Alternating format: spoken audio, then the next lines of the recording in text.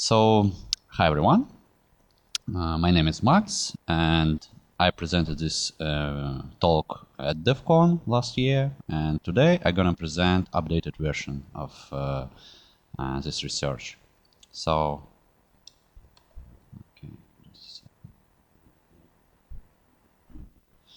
okay. First of all, I'd like to thank BSides organizers to give me an opportunity to speak here. It's really great.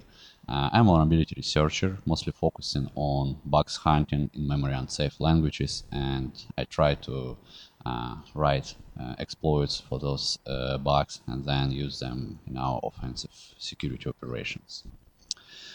So this presentation is logically divided into three parts. In the first part, I'm going to explain why, where, and how we can search for bugs in malware. Why coverage-guided fuzzing is the best technique to find those bugs, and what kind of problems we have to address when our target is malware. And of course, I am planning to show several interesting demos on how to fuzz malware and how we can exploit bugs in them in order to get some profit. And before I actually start fuzzing binaries, I decided to find and take a look over some leaked malware source code files just to understand whether this idea feasible or not, or does it make sense at all. And guess what? Right in the one of the first source code file, I found this comment in Russian, which can be translated in the following way. So I was really laughing for a couple of minutes. I thought, okay, looks like this idea makes sense, and I'm gonna find a lot of bugs. When they write malware, they have to do a lot of complex things like initial infection, payload delivery, and most importantly, communication with C2. There are a lot of things that can potentially go wrong here. So an ideal place to find bugs for us would be a parser of incoming commands from C2 or some really complex file format parser. While some samples leverage very trivial algorithms to communicate with C2, there are a lot of samples that support complex communication protocols implemented from scratch. So, despite of this complexity, Black Hat malware writers rarely interested in implementing secure code for many reasons, such as lack of time or experience or expertise. So in most cases, we will not see SLR, DEP, or any other anti-exploitation techniques applied for malicious binaries. Sometimes the code is so badly written that it doesn't work if environment has slightly changed. And of course, searching for bugs in malware is fun. I think we think the same. So hacking back in general is pretty well-known research topic, and I can safely guess this idea has lived with the hackers community for decades. There were a bunch of great talks in the past. I just listed a couple of them. But what about actually fuzzing malware? Well, there are much less publications in this field.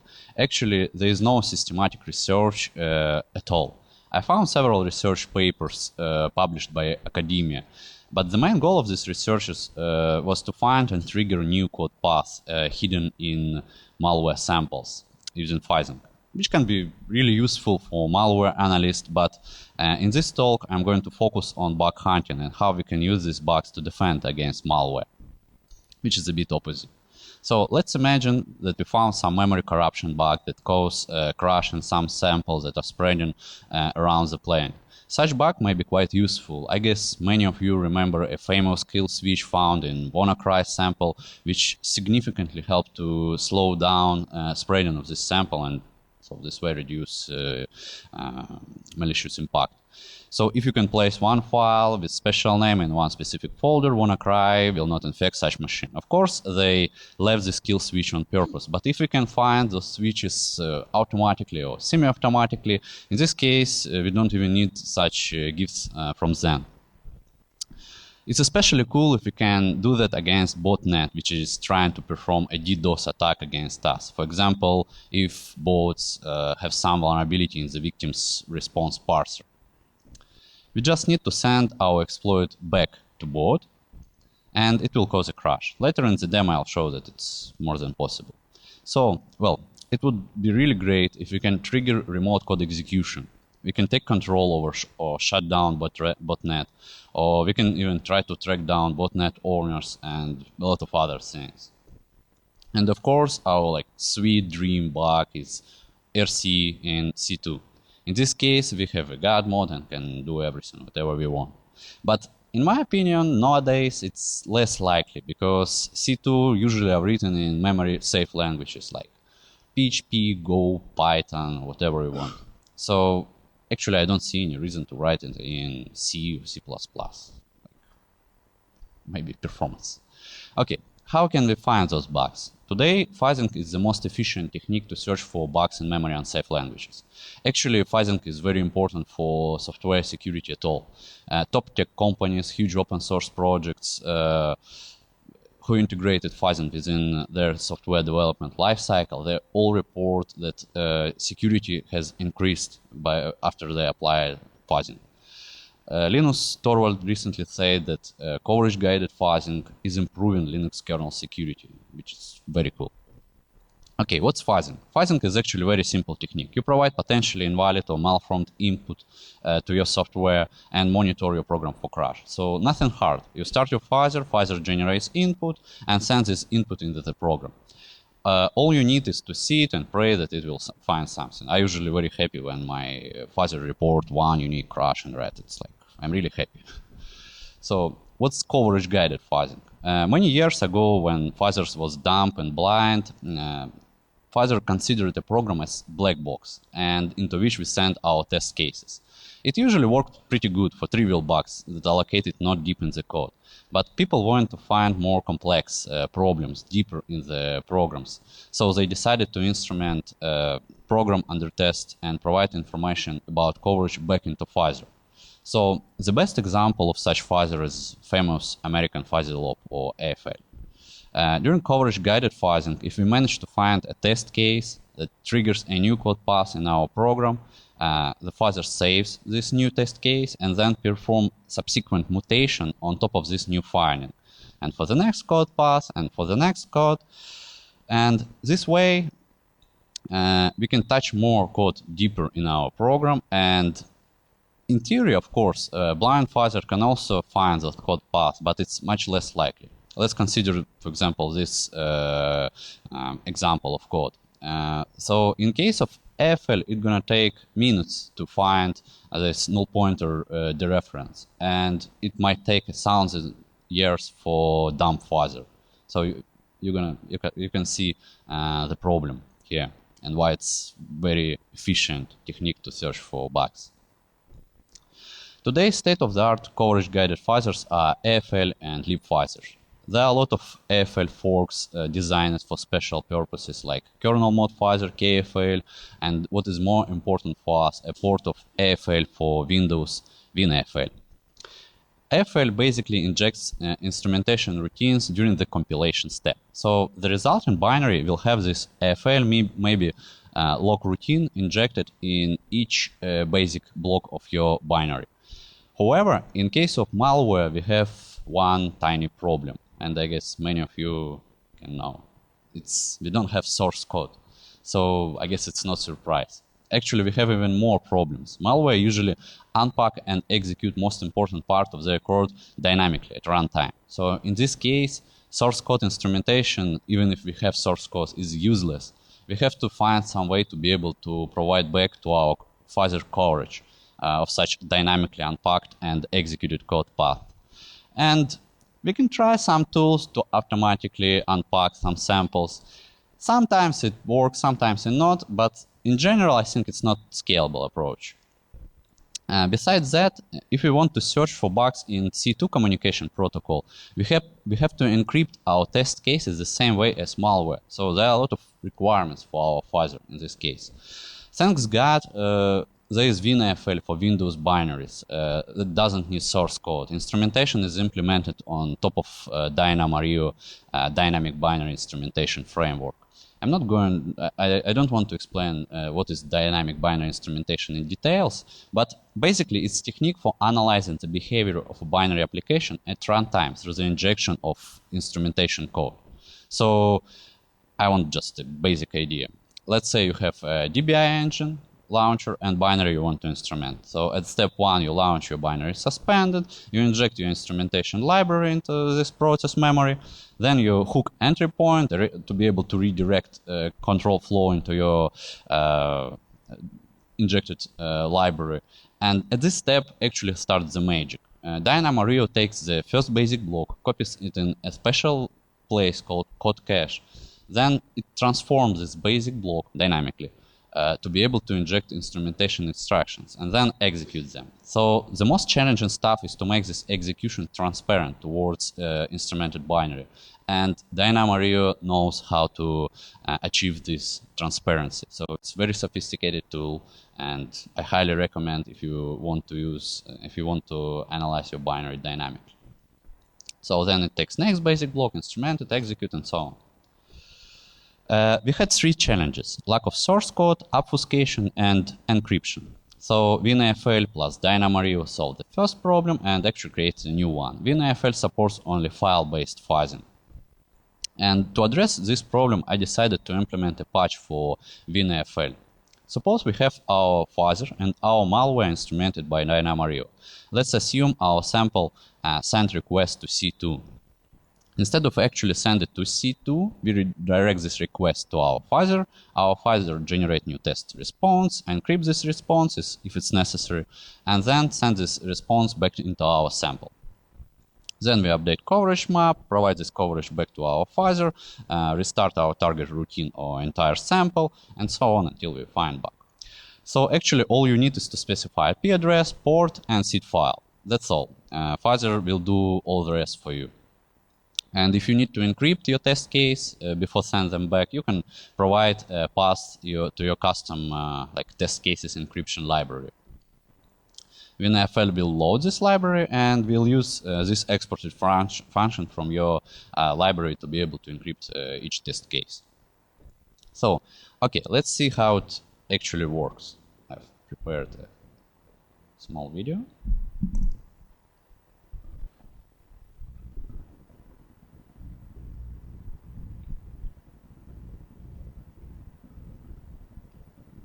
Maybe.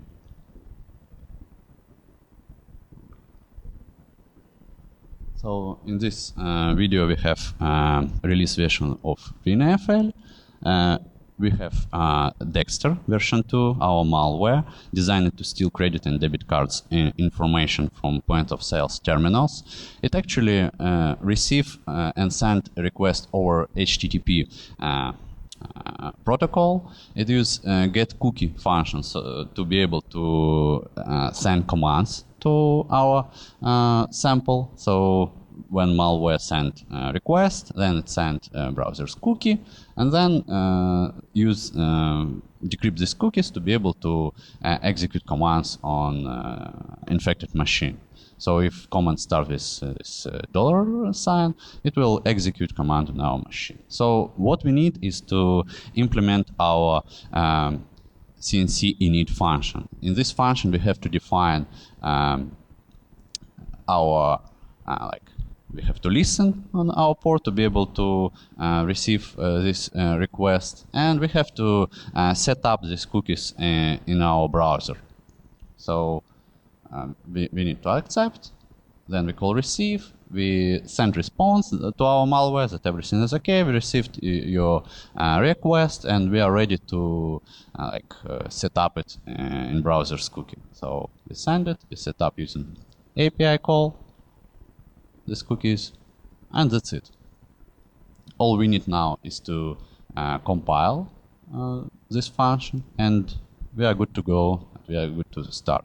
So this command looks a bit long, but actually I'm going to explain it. It's easy. So in the first parameter we specify our custom encryption library, port to listen on, then we have to specify standard in and out directories for BinAFL, then Dynamo Rio release, timeout, target module where we want to search for bugs, our target method we want to fuzz, coverage from which module we want to take our coverage back to Pfizer, and number of iterations, after which AFL, BinAFL will restart our target and path to our binary.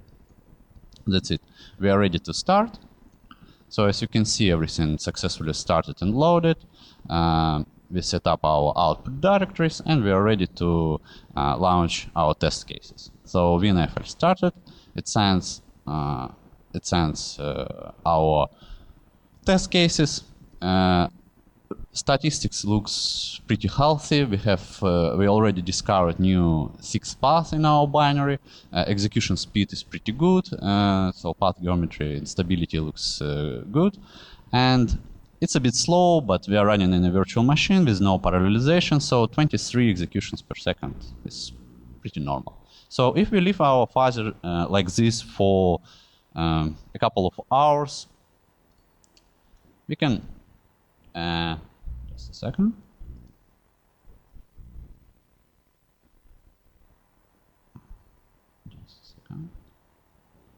So if we leave this Pfizer for 3-4 hours,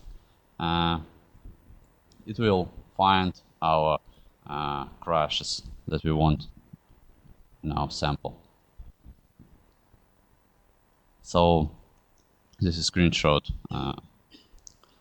Okay, so let's see what I managed to find in malware. So first case study, Mirai. Mirai is actually malware that targets IoT devices and use them as a part of botnet for large-scale DDoS attacks. This malware was used in some of the largest and most disruptive DDoS attacks in history, which caused a major internet platforms and services to be unavailable to a large amount of users in different regions in the world. So in 2017, source code of Mirai was leaked, and different Mirai-like botnets adapted it and are still operating in the wild.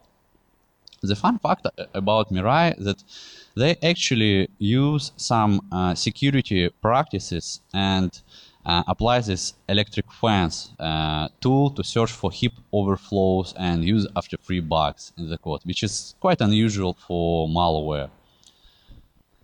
Mirai DDoS capabilities based on HTTP flat and several low-level network attacks. The most interesting part for us in terms of exploitation would be HTTP response parser. Mirai actually needs to parse HTTP responses coming from victim to be able to perform HTTP flood attack. So it needs to understand what is actually running on the target. So this parser has 830 lines of code, hundreds of potentially dangerous operations with memory, pointers and strings, which makes it a really great target for fuzzing. As a seed file, I decided to use very basic HTTP response. So after fuzzing this sample for 24 hours, I managed to find 42 unique crashes, which caused by single bug in relative URLs handler. So execution speed was around 1 or 2 thousandths per executions per second, which is pretty good. Fuzzer managed to find approximately 430 unique paths. What was the root of this bug? If our HTTP response contains relative URL, this code branch is triggered.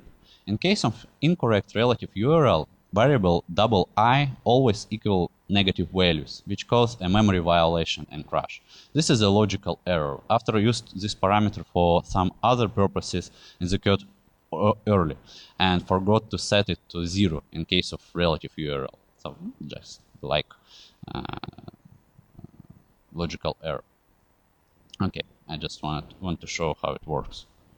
So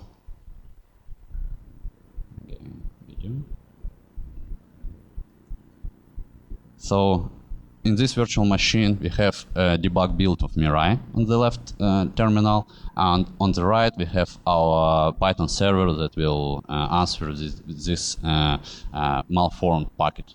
So now we are ready to start our Mirai. So we started, it sends request. It says that it's connected to C2, it's sending a request to our server, and after several hundreds of packets, we can actually answer with our but a malformed URL, and here we have our segment violation. Unfortunately, it's just deny of service, but this way, if malware like Mirai is trying to attack your environment, you can just answer with this simple HTTP response, and bot will crash.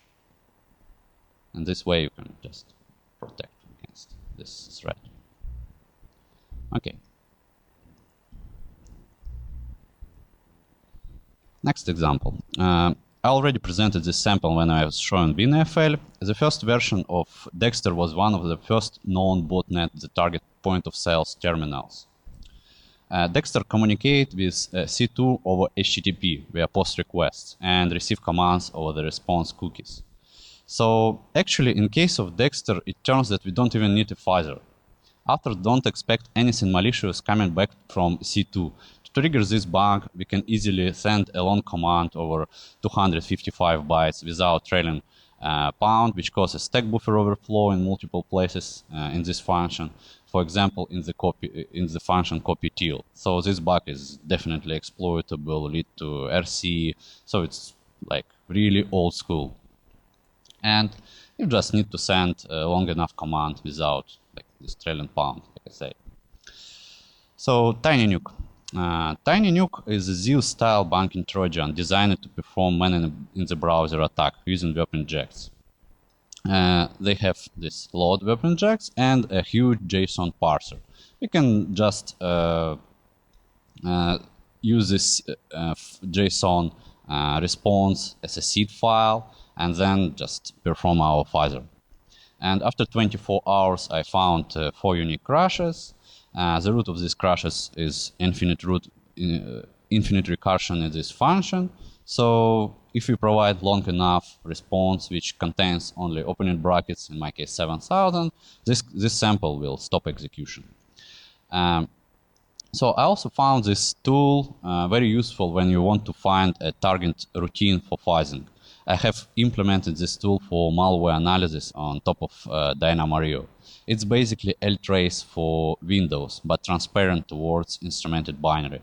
So it will trace all API calls in malware and print this information in the file. So it's less detectable than standard API call tracers, so you can give it a try. It's open source BSD license. So bugs in malware might be useful, and you can really find them using fuzzing technique. Of course, BinAFL can and should be used for searching for bugs in network-based applications. It's general-purpose fuzzer. You can use it to find bugs in benign software, of course. So I found last year CVE one heap overflow in network-based application for Windows using BinAFL. So thank you for your attention. So you can use this link to find more information about me.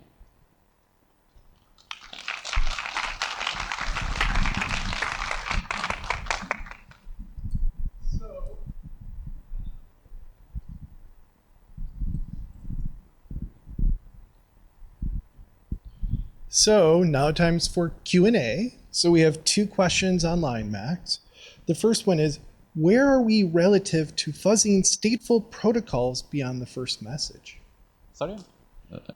Where are we relative to fuzzing stateful protocols beyond the first message? I didn't get this question. Neither do I. The next one is one that's a more ethical one. Remote code executing on bots. What is the ethical consideration for running code on remote random systems? Question mark. In contrast to, quote, just, end quote, crashing them without remote code execution. This is a great question. Actually, yes. There are a lot of ethical concerns when you do hacking back. And there were a lot of talks at DEF CON in 2017. So Patrick Ward presented like ethical concerns about hacking back. So let's say we want to cause remote code execution in our malware. But what if this malware is running actually in some of our, like, I don't know, customer or some other network. In this case, we're actually hacking back some other like benign environment, which is like really serious question. Yeah, in case of remote code execution, I can say that there are a lot of legal concerns. I had this slide at my DEF CON presentation, but I removed it in this presentation just because we have 30 minutes. Yeah, but if you want to search for more details, you can take a look on Patrick Ward presentation at DEF CON 2017 or my talk at DEF CON last year. Hey, thank you. It was a great talk. I have a question about like a very basic question. So we know by default AFL and BinAFL, they are not able to like detect children processes. So like, do you know like how to tackle those kind of like problems? How do you detect bugs in children processes? Yeah. So the question is, if we have our target binary that runs some child process, how we can search for bugs in this child process? Am I right? This is a good question, actually. I don't know. I have to think about this. To be honest, I don't know now. I know that in case of DynamoRio, for example, you can inject your like client application client DLL in all processes with specific name. So probably this way you can like, address this problem. And DynamoRio by default it follow all child processes. So yeah, it requires probably some patch for BinAFL, but in terms of binary instrumentation, in terms of providing coverage back into fuzzer, there is no any limitation, like any fundamental limitations. One last question for you. Via TJ, where did you source your ATMs for research from? Very interested in doing my own experiments on ATMs. Yeah, so basically I focus on Dexter module that targets Windows. So let's go back. So this part of Dexter is actually yes, Dexter. Just a second.